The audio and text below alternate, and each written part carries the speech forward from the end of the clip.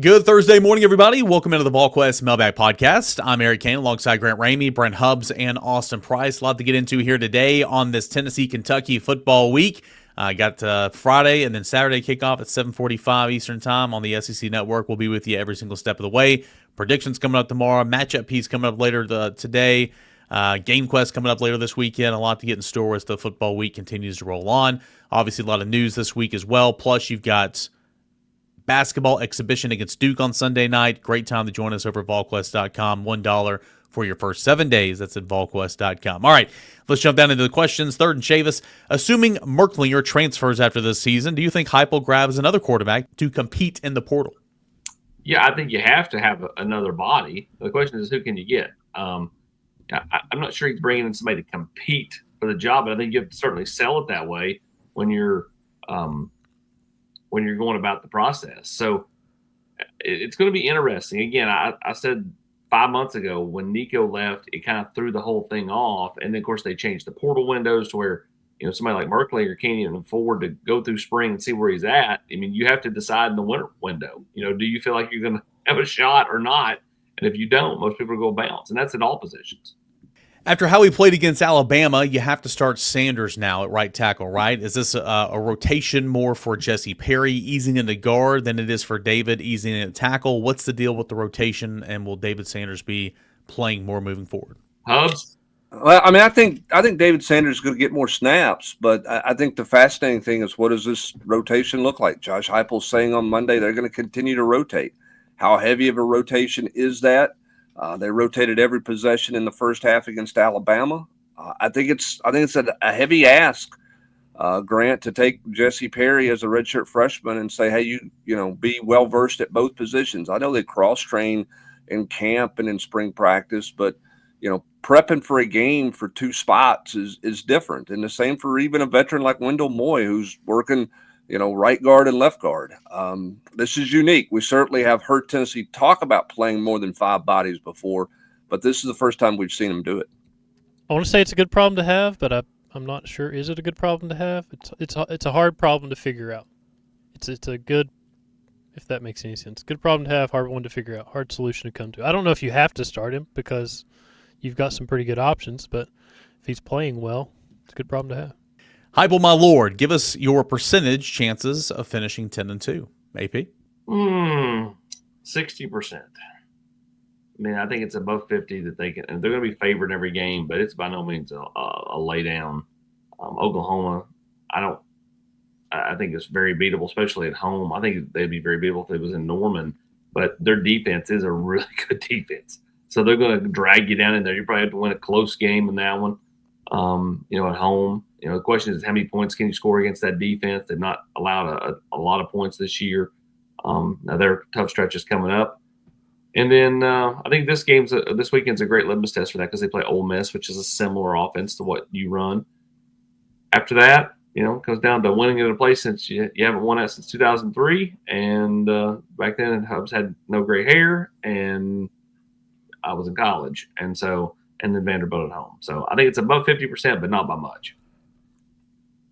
What do you guys got? I want to hear percentages. Go Hubbs. Go Hubbs. Yeah, I mean, I don't disagree where Austin's at. I mean, I think it's what you thought would be an easier road is I mean, maybe the Oklahoma game feels a little easier because of where they are offensively right now. Vanderbilt feels harder. Vanderbilt certainly feels harder for sure. You can't lay an egg. You got to go play well, and it starts this week. So, I mean, I would put the percentage over 50%, but I would be, 62.437. Wow, he's more confident than I am. What in the world is this world coming to? I'm still shocked, Grant. I thought Hubbs was going to get us like an 88%. I thought he was going to say 50-50. Mr. Switzerland's going 50-50. Are y'all ready for my answer? Absolutely. 100%. 100%. Of course, you picked him to go 10-2. You right, because I wrote it in August, and I gotta stand by it. You're such a sunshine pumper, man. I mean, that's me, Mr. Cup Half Full. You have to be able to adapt. I said that they were going to win in Tuscaloosa, but by last week I had changed my mind. Spin City right there, AP. Wait to spin that one. If they go to Lexington and play 60 minutes of their best football and actually look, clean, disciplined, put a team away, all this stuff, play well on both sides of the ball. Like that sets you up to go to November and you got 3 games at home and you go to Florida where they're playing under an interim head coach. I mean, when I was a kid, it was like, okay, Tennessee beat Florida back-to-back 03 and 04, but did that really count? Because that was like the Ron Zook era, right? So does this really count if you go to Gainesville and win this football game because it's an interim head coach? Like, you got to go down there and win a football game because of what you have on the line and because of what some of these other teams have on the line, like Kentucky and Florida. And then you got to take care of business at home. So 100%. Win this week, Hubs, and I'm bringing in Phillip next week to deliver the whole line. The old line. They remember what you did in November.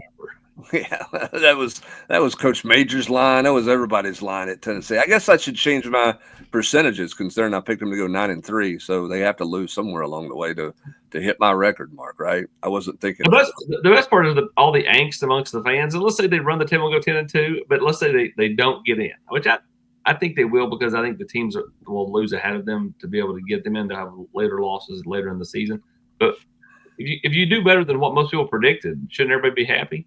If you average 10 wins a year for the last 4 years. Well, it's about, it'll be about what might have been. It's always going to be about what might have been, Grant. I mean, I think that's the way, people view it. But I think the other thing you have to start to realize and continue to realize is, man, every one of these games are going to be tight. Like, I mean, they're just in this league, you're just very rarely are just going to roll over somebody. I mean, I just think the competitiveness of this league is where it is. I mean, I think Alabama handles South Carolina this weekend, right? But I mean, anything can happen in the Oklahoma-Ole Miss game, Missouri-Vanderbilt. Kentucky can make things interesting on Tennessee if Tennessee doesn't play, a cleaner brand of football. I mean, that's just where this league is right now. Rocky Top Rowdy 58, Brame and Jackson. Can they steal some snaps and allow our starters to be fresher late in games? I guess Jackson, he's talking about Radarious. I mean, he's going to be out this week, right? Not necessarily. Okay. Not necessarily. He's been back at practice. He's in a red jersey, but I think it's possible that he could get cleared for Saturday's game. I think he's 100% back for Oklahoma. This week's probably the bigger question mark. And again, we'll kind of see as the week goes along. When do you expect Travis Smith and Radarious Jackson back? So you just talked about Radarious Jackson. What about the rest of that wide receiver room? Travis Smith, I don't know. I've not heard as definitive a timeline on him as I have, Radarious. So, when they first went out, Hubs, the notion was he would be out a few weeks. What is a few? Is it 2? Is it 3? Because we're getting in that window where he potentially could be back. But I've not heard much of you.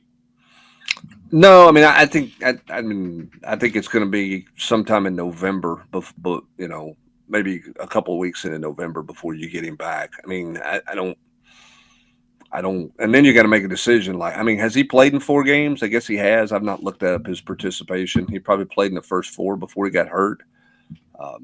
I don't think you redshirt him, but maybe that's a discussion point you get into November too as he recovers. So I'd have to look up and see how many games that he's played. I don't know that one right off the top of my head, but he's certainly not going to be back this week. He's not been practicing. When he does get back, he'll have to, rehab and get back up to speed there. So I think he's a couple of weeks away, maybe after the open date at the earliest. Vol 5 this past weekend felt like the worst all-around game in the Heupel era, coaching, tackling, drop passes, execution, etc. Would you agree? I wouldn't agree. No, I mean, I introduced to you South Carolina 2022. I was going to say. Grant, I'm done after that one, right? I mean, Tennessee was a 17.5-point favorite on the road, and number one in the college football playoff rankings. Yeah. So, and gave up 63 points. Is that right? Yeah, lost your starting quarterback. I mean, it was just a whole mess. Wore helmets that were never seen from again. Never seen or heard from again. Yeah. I mean, Saturday was awful and disastrous, but I mean, if you execute one play differently, it's a completely, if you call it differently, execute it differently, whatever, it's a completely different game in the second half, and who knows what happens. So that's the story, is where are those helmets? They were reconditioned, sold back, and now are painted and being worn by some other team. Oh, the helmets? Yeah, I mean, Grant, I mean, I think this one, you can argue that it was the most disappointing one because you're on the road and you walked out of there, and Rob said it best on the round table, and then on his 3-2-1, I'm like, be mad. You should be mad about that one because you were not outclassed on the road. I mean, they were not like significant to you. You just didn't play well. If you want to say it's one of the, is it one of the poorest games they played? I mean, okay, maybe, but I mean, it's not as worse as bad as South Carolina. It just hurts because you're in year 5 and you've built your roster to where you don't have to pull off. It's not a ginormous upset if you win that game, and you just didn't give yourself a chance to win it. I mean, Arkansas 2024, I think, was worse than Yes. Saturday because you were shut out at halftime. You took control in the second half with the run game. You went up 14-3. You got beat by a backup quarterback in the fourth quarter, and your quarterback ran out of bounds as the clock expired, down 5 with a shot at the end zone. So, to me, that's way worse. Agreed. Kind of on that note, just in general, though, are you surprised by the play of this defense, confusion, tackling efforts at points in times this season? Yeah, I thought they would. Go ahead, sorry. I'm confused on 3rd and 2 when you're bluffing a blitz and your linebackers turn around and sprint backwards and are covering stuff 15 yards down the field. I don't get that. And I think that's a microcosm of just some of the frustrations watching this defense. Yeah, I'm surprised. I thought they would be better. I thought they would be more effective than what they've been. And I know they've got critical losses at the corner position, but I thought they would play better than what they played. Yeah, I thought they would tackle better. I thought they would execute things better. I just thought they would be better. I mean, literally anybody that brought up Tennessee this offseason before or after Nico was here or left, okay, praised the defense, said the defense is going to lead the way.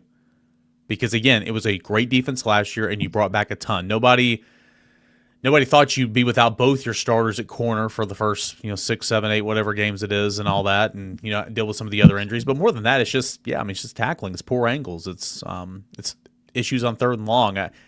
Everybody missed on that one. Everybody missed on that one for sure. I'm surprised, AP, about the confusion this late in the season, the lack of communication, stuff like that. Again, you're going into game 8. Like, that doesn't need to be a thing week to week. I mean, lack of execution, okay. Missed tackles, it happens too much, but that does happen.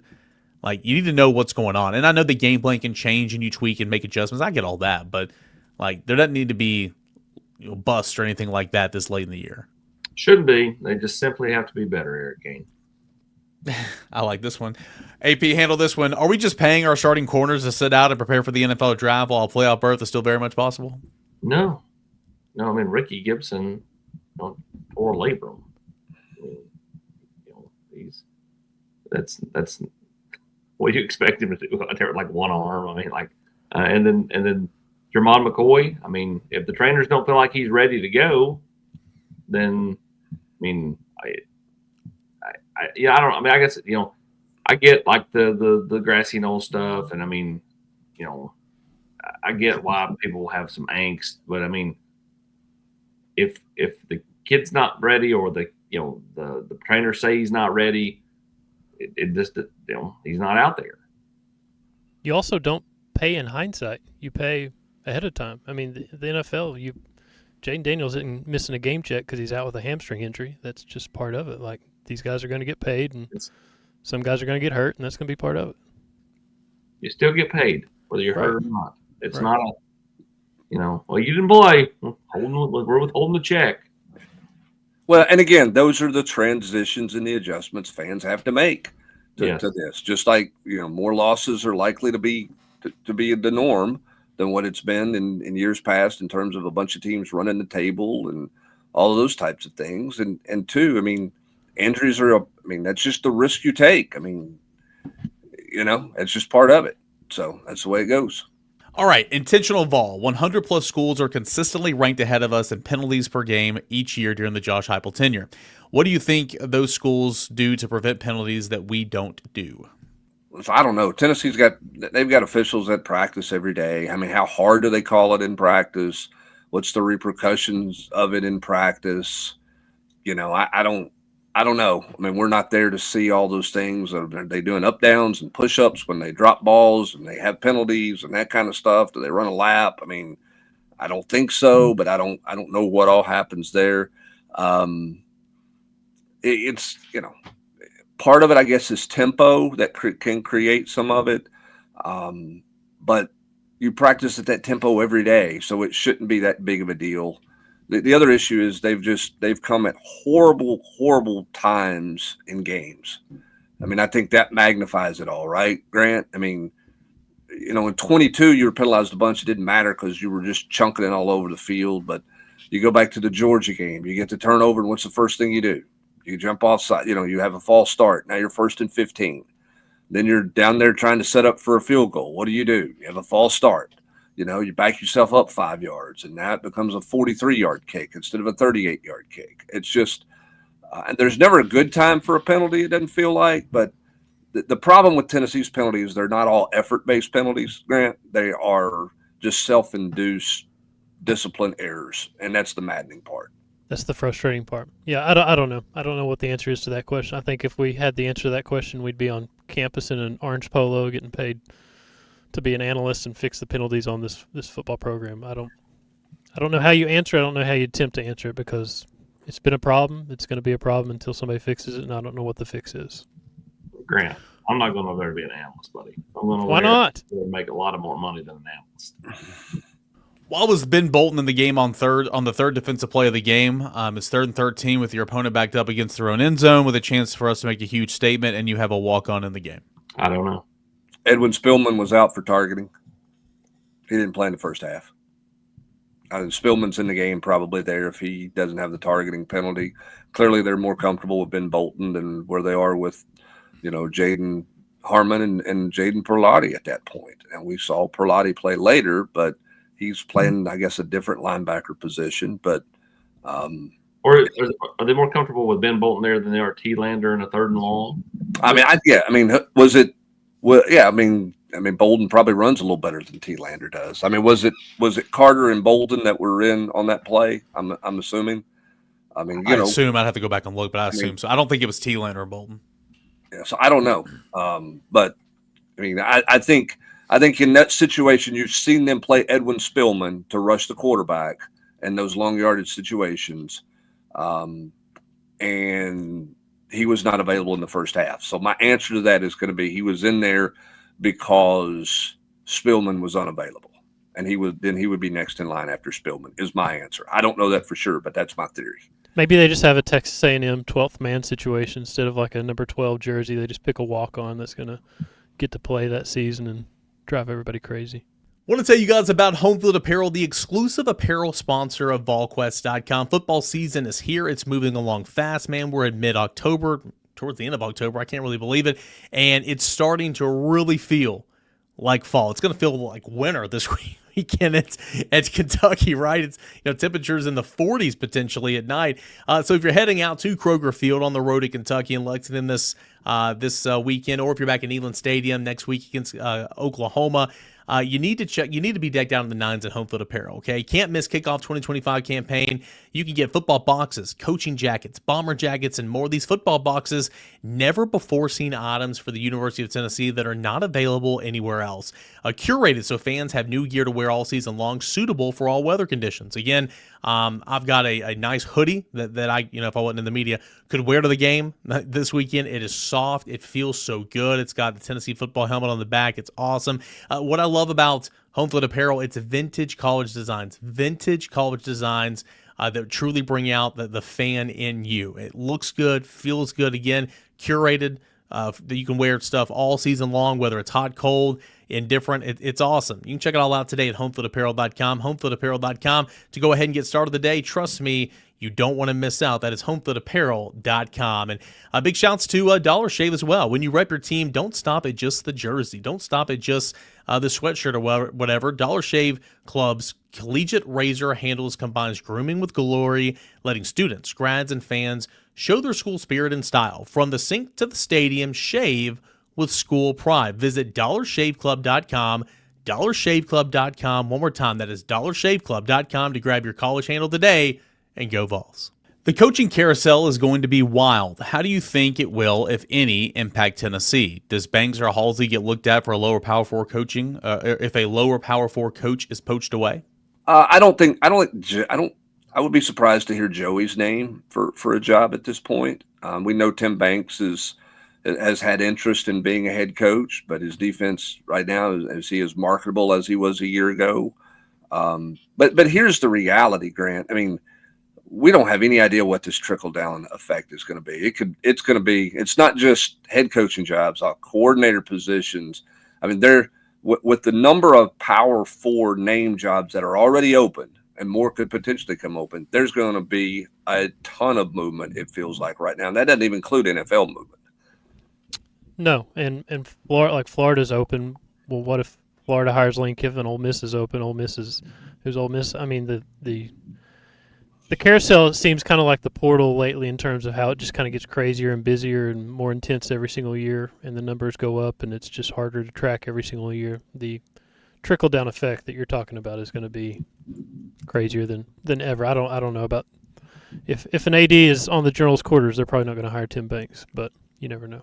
Nashville 615, 2026 signing day is rapidly approaching. Are there any names that are popping up similar to that of Isaiah Campbell, Arion Carter, kind of those late guys in the cycle that joined? They've offered a few guys, but nothing that's like to that level of interest. Outside, I mean, as far as like late, I mean, they had offered Isaiah Campbell a long time ago. That was offered well before senior year. Arion Carter and Isaiah Campbell, two different type recruitments. Another question here. It's showing that teams that are championship contenders figure out a way to get old and stay old. Do you envision Tennessee goes stronger in the portal or overpays to keep unproven guys already on the roster? I don't know. It's a great question. I mean, Vanderbilt's gotten better because they went with a bunch of older players. That's not the case at all schools. But here's the interesting thing. Andre Turrentine, old. Colton Hood, old. New to your program, but an older guy. Joshua Joseph, old. Bryson Eason, old. Jackson Moy, old. Your linebackers are old. Don Bailey, old. Jeremiah T-Lander's third year in your program. Yep, him and Arion both. Third year program. Let's go to the offensive line. Lance Hurd, second year, but an older guy. Wendell Moy's old. Pendleton's older. You're playing a young guy in Perry and a young guy in Sanders. Sam Umeral's an older guy. Your quarterback's 24. Your running back's in his third year in the program. Your tight end's in his fifth year of college football. Brazel's older. I mean, they're sprinkled in some young players. They are playing some young guys in some key spots. I'm not suggesting that they're not, but they're not running out there they're playing a lot of freshmen, but outside of Ty Redmond and David Sanders, it's not like this is a team that is in their first year of playing college football or even their second year of playing college football in a lot of spots. I don't think you're going to see, Grant, teams that have, 15 senior starters in their program. If you do, it's probably not a team that's contending for a championship. To the question, I would go stronger in the portal because they've had a lot more hits than they've had misses in the portal just because of that alone. I mean, Lance Hurd and Chris Brazel took a minute to develop or whatever, but they've been stars this season. Jermon McCoy was a star last season. Colton Hood's been a star this season. Wendell Moe on the offensive line. Miles Kitzelman's been a huge find out of the portal. Sar Thomas has been really good out of the portal. Solid in the backfield when you needed him to be solid. Joey Aguilar is Joey Aguilar, so just based on their hit rate, I would go stronger in the portal, less so because of seniority or veteran aspect of it, just because they've done well evaluating portal needs and getting those guys here and those guys producing on the field. And don't forget, we can play this game if you go back to recent cycles as well, last couple of years. McCown Castles was a good tight end for you. Omar Norman Lott was productive on the defensive line. Again, there's not just this year. It's been kind of a common theme for Josh Heupel and his staff. They've done a really good job. You're not going to hit on everybody, just like in recruiting, but they've done a really good job in the transfer portal. AJ Lewis 0527, what does our running back room look like next year with Bishop and Lewis both potentially back and the staff seemingly high on Baker and Morris? Is it just status quo? Yeah, I would say they'll probably go to the portal, especially since they don't have a running back committed in this class. Is what I would venture to say. But, they really like, Morris a lot. Doodle, I'm sure he's probably a little bit frustrated because you go from being a star in high school to not getting a whole lot of run in college your first year.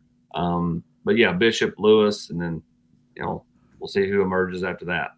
Austin, my question here, I mean, again, you can't predict this, and it's so hard to keep. Like, this is a perfect example, right? Morris, like, so talented.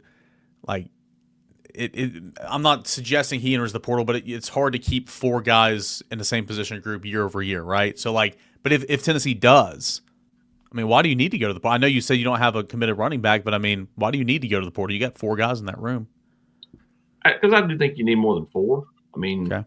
You're 2 sprained ankles away from being down to 2 players. I mean, I just think you have to have more than 4. I mean, I know they certainly would want to have more than 4. Could you do it without 4? Yeah, I mean, absolutely. But running back's a position more so than receiver, where I do think you take just so much more of a pounding, and so I don't think you need 4 veteran guys. No, I agree with that. I think go get it. I mean, if you're going to go get somebody, go get a young player for development. If you believe, if all 4 are going to be back and you believe in your 4 and they're moving into the second year of the program, I think you have to be careful if you bring in a guy to come in and take reps. Do you stunt the development of DeJuan Morris and somebody like that?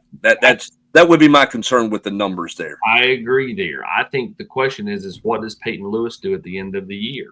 I mean, he's running the ball better. He obviously is making an impact in his opportunities, but his opportunities are still limited considering as of the last few games, Deshaun Bishop, even though he's only getting 14 carries the last 2 games, has still been out there for a lot of the series, even when Tennessee's throwing it. All right, Brent, have you heard anything about the Smokey mascot dog this season? Seems like he's staying on the field longer than last year. How has his improvement been? I thought he runs on the field and runs off. I think he's staying for a little bit. To be honest with you, I haven't looked. I haven't paid a whole lot of attention to it. You're the sideline reporter. Get to that part. I don't know.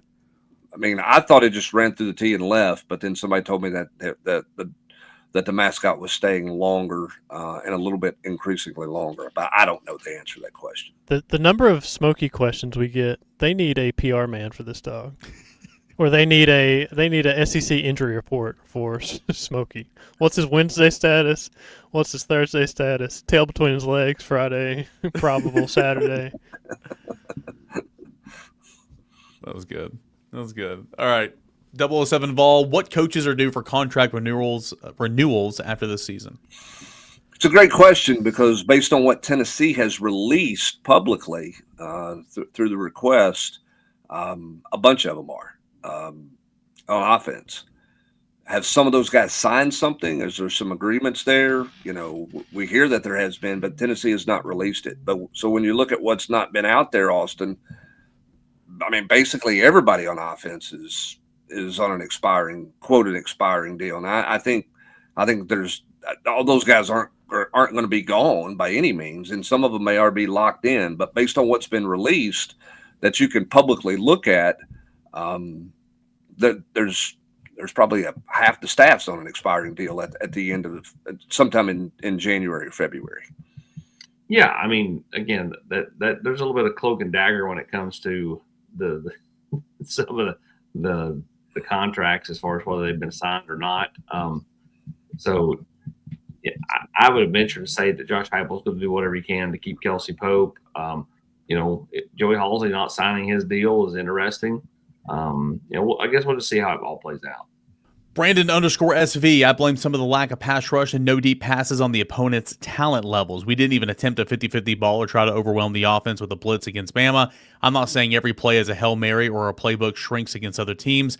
I think we coach scared when we don't have the talent advantage. It was pretty disappointing that we couldn't get even 1 sack on Ty Simpson. I would say did force a fumble on him, so that's something. But to the Poster's credit, you were number 1 in the country, 26 sacks entering the game, and you didn't. And that offensive line gave up 4 sacks in the last 2 games.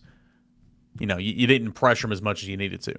Yeah, I mean, Brandon would say they didn't force the fumble. That Ty forced his own fumble because he hit his arm hit the helmet of his own player. But listen, I mean, they blitzed some, right? I mean, the 2 pass interference penalties in the fourth quarter, weren't those both blitzes and 0-man coverage? Yeah.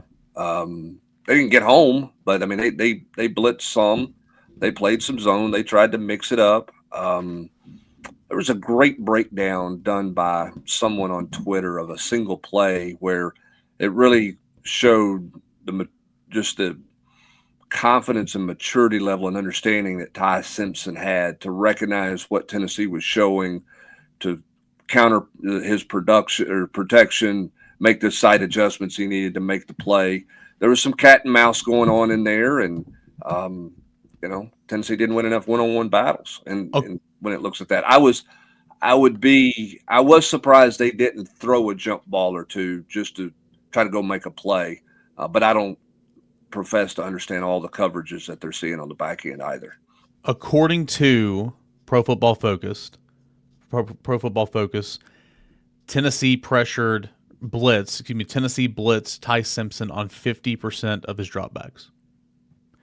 Simpson was 7 of 16 for 78 yards in that regard. He was under pressure on 20% of his dropbacks, and he was 5 for 7, 54 yards and a touchdown. So according to Pro Football Focus, Tennessee blitzed 50% of the time. Yeah, it didn't feel like it because Tennessee didn't get home. They didn't get a free run. They didn't get a free runner to anybody. And I think when you think blitz, Grant, you think free runner. Somebody gets home. Somebody is coming through untouched, and they didn't get there. And credit Alabama's offensive line for that. And I think you got to credit the quarterback for that, and discredit for Tennessee's inability to win some one-on-one situations. Yeah, I don't think it's as a blitzing or coaching scared as much as it is just get home because of those numbers that Eric just shared. I think it's, if you're going to blitz, you better get home. Otherwise, it's not going to end well. And I think it's how many quarterbacks you're going to face that's playing as confidently and as well as Ty Simpson's playing at the moment here down the stretch. Yeah, not many. Not many at all. The A-Dog, given the revenue share issues we are seeing pop up, is it truly realistic to be in everything school? I think everything school is a relative term. And what I mean by that is what somebody's view of what a program, how the rev share numbers should be divided, how the NIL numbers look at it, are going to be different. The four of us could look at that percentage and not all agree on how the money is allocated. Every coach in their program at every school in the country is saying, I need more. There's not one coach, Grant, that's going to go back to their athletic director and say, no, I'm in good shape, man. Won't you cut me by $250,000 and throw it over to this other sports way? They need a little more money their way. Everybody needs more, and they're always going to need more. And I think the challenge for athletic directors is making the coaches understand and helping the coaches understand this is the number, but this is why it's the number. And not just say, hey, here's a text message, here's your number. Like there's got to be, this is why it's this way, and this is what we're looking at here. Because this is not, I need more facilities or I need more personal salary or, we need to, this is a raw number. And money creates all kinds of issues. It does in families. It does in friendship relations. What's the notion? Don't go into business with your friend, right? Because money can cause a lot of problems. You have to be very cognizant of that in this day and age, in my opinion, to not let it. David, did you see David Cobb's tweet, Grant? Yeah, I did. I thought he summed it up well. Like, you got to be careful that you're not fighting internally for the money, that it doesn't become me against them under the same umbrella. And that's the challenge when you're trying to be an everything school. Don't let your rivals be the people on your campus in the other sports. Let your rivals be your rivals, I think was the essence of David's tweets. But based on what Hubs just said, we're not friends with Hubs because he said don't go into business with your friends, and I think we're in business with Hubs. So I don't know what we did to you, Hubs, but we're sorry. Yeah, and I will say, not everybody can be Matt Ray, willing to give part of his salary to Eric Kane to make Rowan happy. So. We're grateful in the Kane household. Matt Ray's he's the best man. Do you think athletic directors sit around right now and think, what did I do 10 years ago to fill the time? Because I can't imagine the job now compared to it's almost like, when you have a kid and you're like, I don't know what I did before kids. Like, we were talking about that on the ride to Alabama. I have no clue what I did before I had a kid. Right. How did I feel the day? I just did whatever I wanted to do all day? That's what AD's got to be thinking. But you guys changed how you live once you had kids? A little bit. Just a smidge. I mean, it's again. I don't spend an hour every night washing bottles, getting bottles ready for the next day, and somehow it takes an hour and 15 minutes. I don't know how that happens, but and then you find one that rolled under the couch that's now like fermented, and then you get everything, you clean everything, and then boom, there's one over there on the couch. You're like, shh, it's so mad. Whoa! It's a family show. I stopped myself. I'm a father now. Stop myself. Whoa! I'm a father now. I guess you weren't a father 2 days ago. I mean, Grant, to your point, circling back to the AD thing. I mean,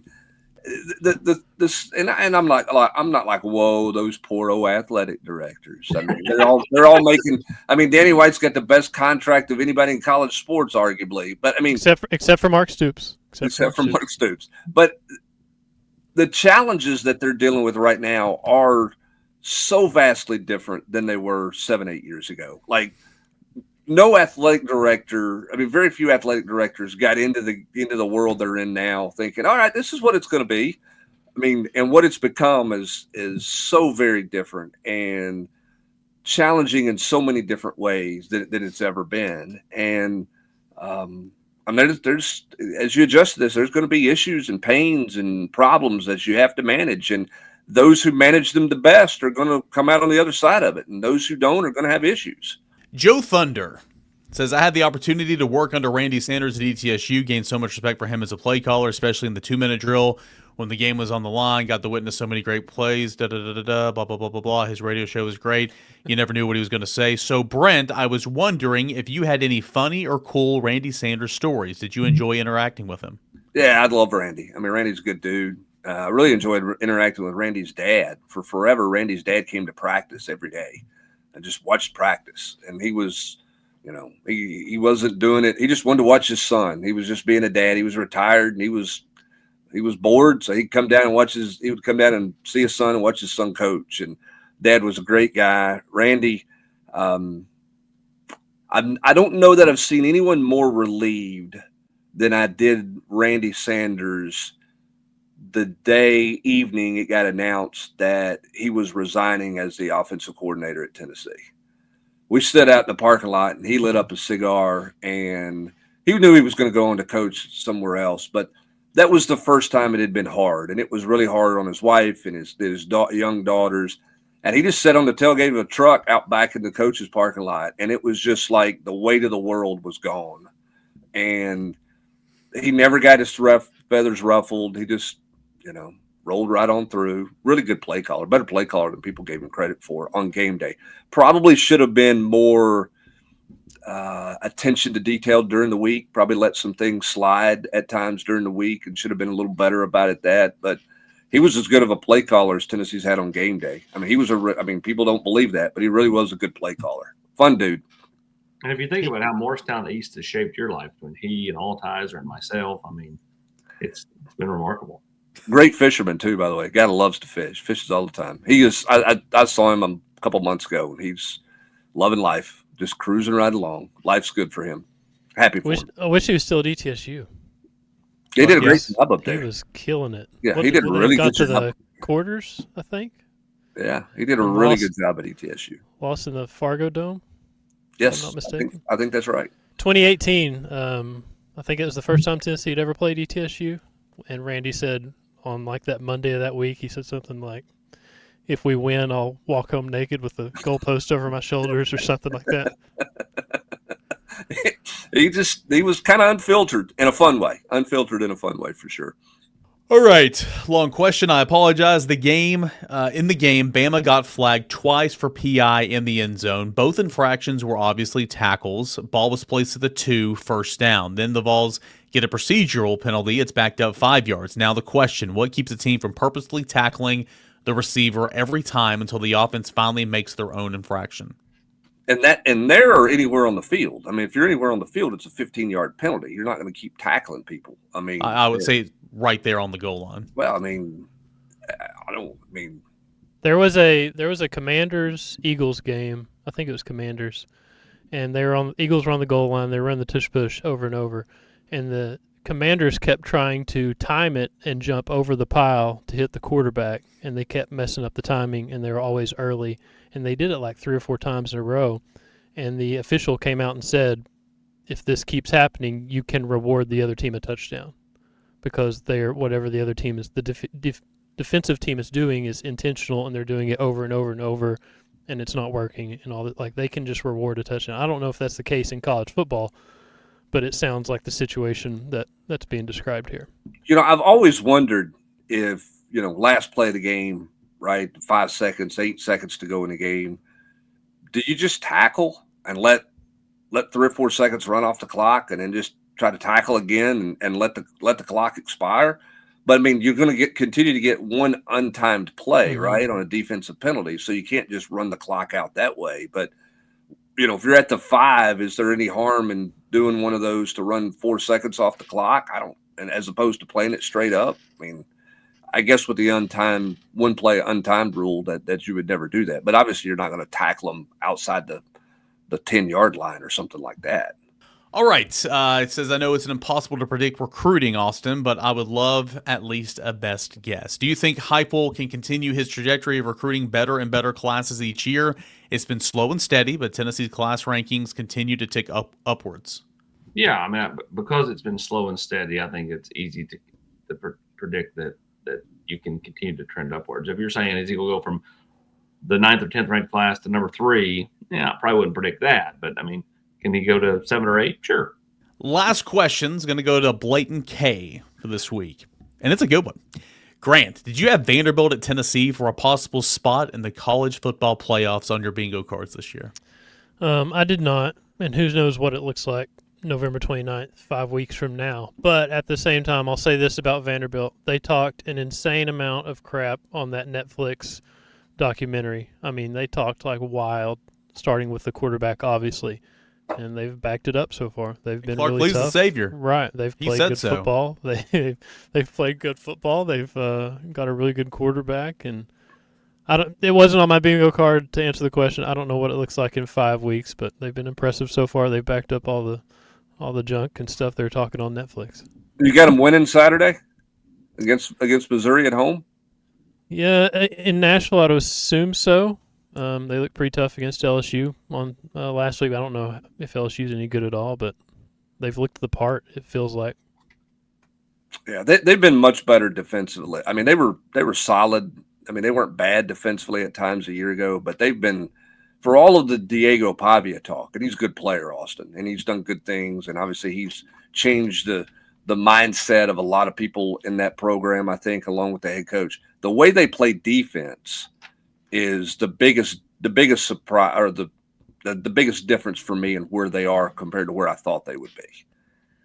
They're not just trying to outscore you with a guy running around everywhere. They're playing some really, really good defense right now. No, they play with an edge. They play physical, and again, they're older, and that can help you take a step for a given year. It's a Vanderbilt team that does, just gravitate towards the persona of Diego Pavia, and they kind of draft off of that, to use a NASCAR term. So yeah, a lot of different games for them the next month before they get to that Tennessee game. Obviously, Missouri this weekend, they play Texas coming up, and that's at Texas. So we'll see where they are when they roll into town, but they're definitely going to be right there, if not trying to play the role of spoiler at minimum. I'll tell you what you better not do. You better not spot them 14 points on November 29th. I agree. You can't start with last year. The way you did last year, where it's 14-0 before you could even sit down and turn the game on. Are you surprised Clark Lee's name's not shown up more with jobs so far? Do you think it's just an assumption that he's going to stay at Vanderbilt, or do you think it's just too early in the carousel that he's not, quote, the sexiest name right now because he's not, his name's not Kiffin, or he's not advocating the way Eli Drinkwitz has kind of pursued jobs the last couple of years? Do you think that's the part of it? I think both can be true. I do think that there's a perception there, he's a Vanderbilt guy. He's done a heck of a job there. They got their ducks in a row. They got a stadium that looks a whole lot better. They got a little bit of money. And obviously he's proven that he can win some football games now. Can he sustain it? We'll see. I think there's some perception there. It's like, if you're Clark Lee, why do you want to leave? Because he does love that place so much. I do also think that it's kind of early in the cycle. Like, why wouldn't his name pop up anywhere else because he would be a really good candidate compared to some of the other. I mean, not like Lane, but others to go somewhere else and do a really good job based on his defense, based on what he's done at Vanderbilt of all places, and based off his track record, him being at Notre Dame as well. I think Clark Lee could look at it as a challenge that James Franklin showed that you could win at Vanderbilt if you do the right stuff. But can you sustain it? Can you build a winner and sustain it at Vanderbilt for the next 10 years? Like, is this something that in the SEC, Vanderbilt of all places, like that's the ultimate challenge? Can you build it and can you sustain it? So we saw the first trade in college football history this last offseason. We're going to get a coaching trade this year. Is Franklin coming back to Vandy? And you got Lee going to Penn Clark State? Lee going to Penn State? I think Franklin ends up in the ACC somewhere. Yeah, Florida State. I don't know, somewhere. I think he ends up there. What's interesting about Franklin and Vanderbilt, he did a good job, and he created a different mindset there and created, I guess, an edge and brought them a lot of publicity. The guy that never gets any credit because Franklin would never give him any credit was Bobby Johnson. Bobby Johnson's the one. He won. I mean, Franklin won with a lot of Bobby Johnson players. They were an older team because Bobby redshirted all those guys because you didn't have the portal back there. And he took a lot of early sacrifices and a lot of losses to try to build. And then when he got it built up there, they got rid of him pretty quickly because he didn't win enough. And then Franklin came in and inherited a kind of a non-typical Vanderbilt situation, and he ran with it. And Franklin deserves credit for winning. Bobby Johnson should get more credit for the foundation that was built for James Franklin to build on when he got there.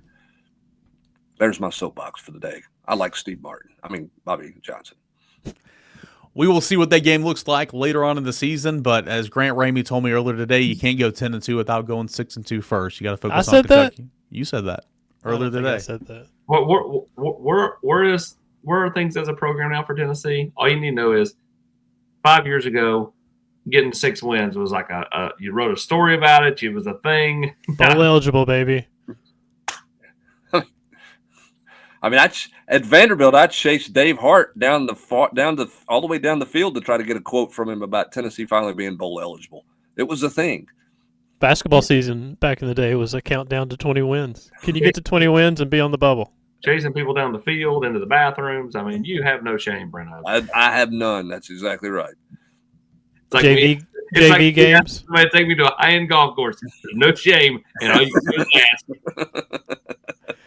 All right. Appreciate you guys for being here, joining us here on the Volquest Mailbag Podcast. We do it every single week right here on Thursday morning at Volquest. Again, $1 for your first 7 days. Come try us out. A lot going on right now. Obviously, a lot of newsworthy items this week. Football's on the road to Kentucky. Basketball exhibition play against the Blue Devils. So much happening right now. Come join us. Plus recruiting 24/7. Constant conversation, constant updates, all that and more on the General's Quarters. The best online Tennessee football fan base community that there is. That is the General's Quarters right here at Volquest.com. For Grant Ramey, Austin Price, Brent Hubbs, I'm Eric Kane. Thanks so much for joining us here on the Volquest Mailbag Podcast.